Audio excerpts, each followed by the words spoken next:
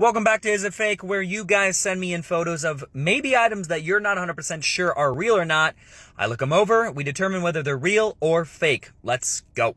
So a user that chose to stay private sent in a photo, or a couple photos, of a mini Chanel lambskin rectangular flat bag, which go for an absolute pretty penny, $6,000 and above. So obviously the skepticism is there.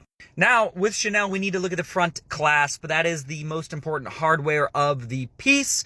And with this one, we aren't seeing it as masterfully crafted as it should. You can see the blending in between the two C's is a little lazy.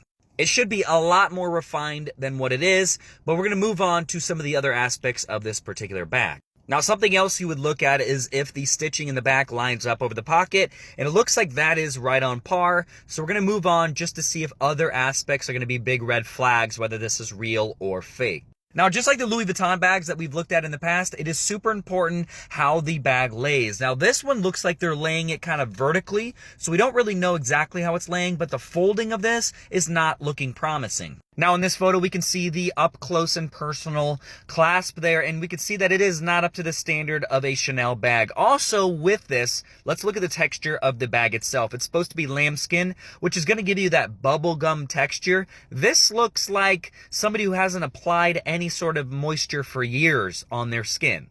Almost reptilian-like. So even on top of all of that, we've got this piece of hardware right here, which is clearly not even close up to standards. You can see the die cutting of it. You can see the embossing is not up to standards at all. So I want to talk about one more thing when it comes to the verification of these bags. So scammers will try to include the provenance behind these bags, showing you that it's got all of the necessary paperwork. It has the authenticity card, which I believe they've just gotten rid of the authenticity card, so any new ones are not going to have that in it anyways. It's going to be, I think, like a scanner or some sort of NFC device, which is probably on some sort of blockchain, so always be looking out for that as well. Thank you guys for watching. If you enjoyed this series, definitely give it a like. Also, give me a follow.